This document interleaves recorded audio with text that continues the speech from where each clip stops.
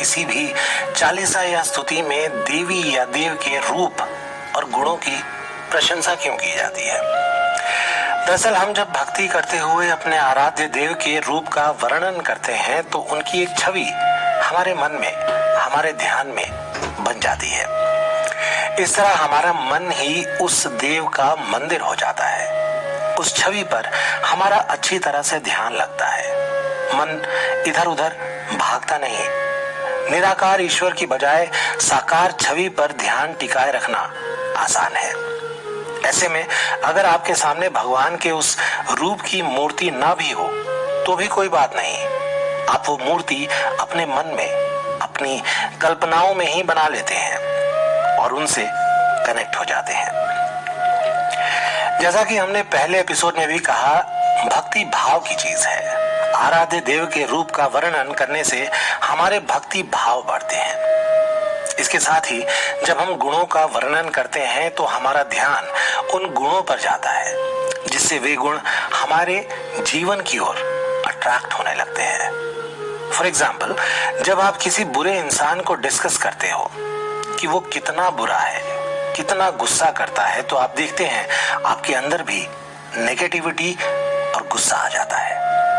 उस आदमी के लिए हिंसा की भावना आ जाती है। वहीं दूसरी ओर जब आप किसी अच्छे, नेक इंसान के बारे में चर्चा करते हैं तो आपका मन खुश होता है, पॉजिटिविटी महसूस होती है। आपका मन करता है आप भी वैसे ही बने। इसी तरह जब हम हनुमान जी के या किसी भी ईश्वरीय रूप के गुणों का गुणगान करते हैं तो एक तरह से हम उन गुणों का आवाहन करते हैं।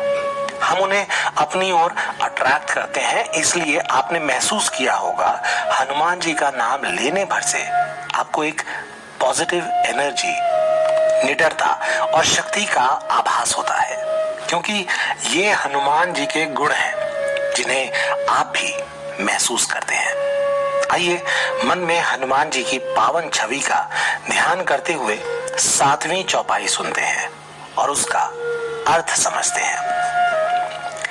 विद्यावान गुणी अति चातुर, राम काज करिबे को आतुर।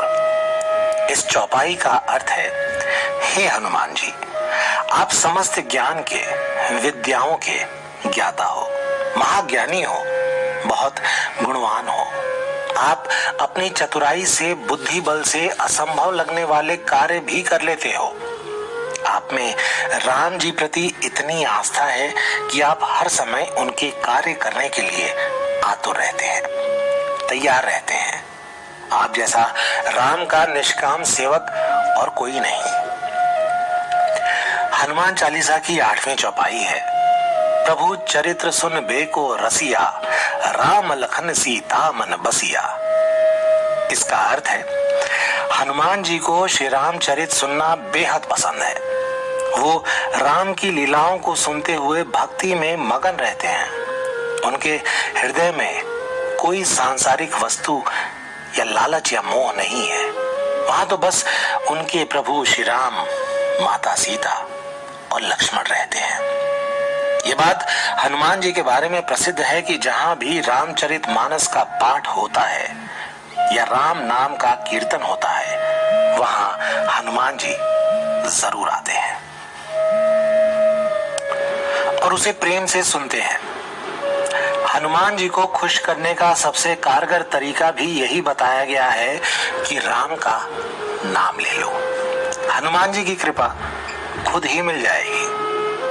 दरअसल हनुमान जी प्रतीक हैं निष्काम, निस्वार्थ भक्ति के। जब भी प्रेम से राम का नाम लिया जाता है, उनकी लीलाओं को गाया जाता है, तो दिल में भक्ति जगती है।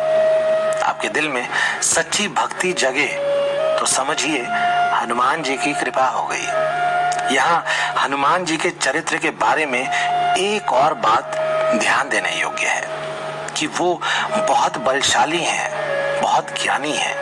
ऐसा कोई काम नहीं जो वो ना कर सके।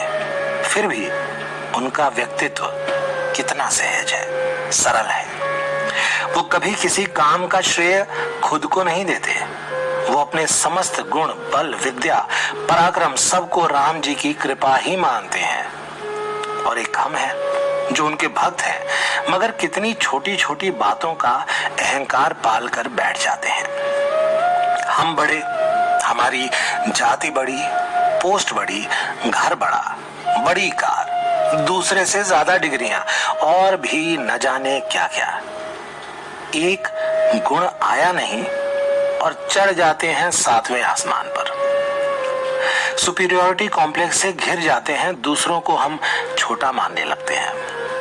पहले हम भगवान की चीजों की प्रार्थनाएं करते हैं और जब वो हमें मिल जाती हैं तो हम भगवान को भूल जाते हैं और हमें लगने लगता है कि ये तो हमारी मेहनत से हुआ है, हमारे जुगाड़, हमारी बुद्धि से मिला है। उस वक्त हमें याद करना चाहिए हनुमान जी के चरित्र को, जो समुद्र लांघने पर भी बोले इसमें मेरी कोई बड़ाई नहीं है, ये तो श्री राम की कृपा का चमत्कार है।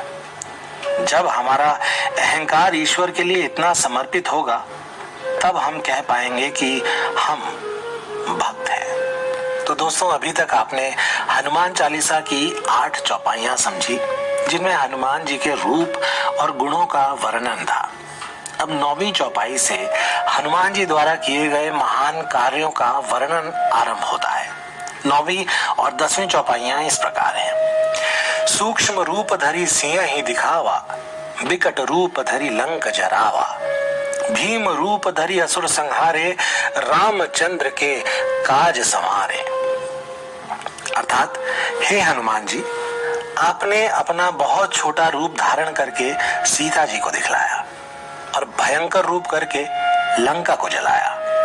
आपने भीम रूप धर यानी विकराल भयंकर रूप धारण करके राक्षसों को मारा और श्री रामचंद्र जी के उद्देश्यों को सफल कराया। ये चौपाइयां उस समय पर आधारित हैं जब हनुमान जी सीता जी की खोज में समुद्र पार कर रावण की नगरी लंका पहुंचे थे। हनुमान जी को ऐसी कई शक्तियां प्राप्त थी जिससे वो अपने शरीर को बहुत विशाल भी बना सकते थे और बहुत छोटा भी। वो शरीर को हवा की तरह हल्का कर उड़ भी सकते थे। अपनी इसी शक्ति का प्रयोग कर पहले उन्होंने विशाल रूप धरा और समुद्र पार किया। फिर अशोक वाटिका में सीता जी को खोज कर उनके सामने छोटे रूप में पहुंचे और उन्हें अपना परिचय दिया। साथ ही प्रभु श्री राम का संदेश सीता माता को दिया। इसके बाद जब अशोक वाटिका के सेवक उनको पकड़ने के लिए दौड़े तो उन्होंने वापस से विकराल रूप धारण किया और राक्षसों को मार गिराया। जब उनको पकड़कर रावण के सामने ले जाया गया तब भी उन्होंने ऐसा ही किया। पहले छोटे रूप में बंधन में बंध गए और फिर जब उनका मजाक उड़ाकर, उनका अपमान कर उन्हें सजा देने के लिए उनकी पूंछ में आग लगाई गई तो उन्होंने वापस से बड़ा रूप बनाकर खुद को बंधनों से आजाद किया और फिर उस जली हुई पूंछ से पूरी लंका जला डाली। इस तरह अकेले हनुमान जी पूरी राक्षसी सेना पर भारी पड़ गए और लंका का सर्वनाश कर डाला। श्री राम जी का जो सबसे महत्वपूर्ण काम था, सीता माता का पता लगाना और रावण को राम के बल का संदेश देना, वो उन्होंने पूरी कुशलता से किया और सकुशल वापस भी लौट आए।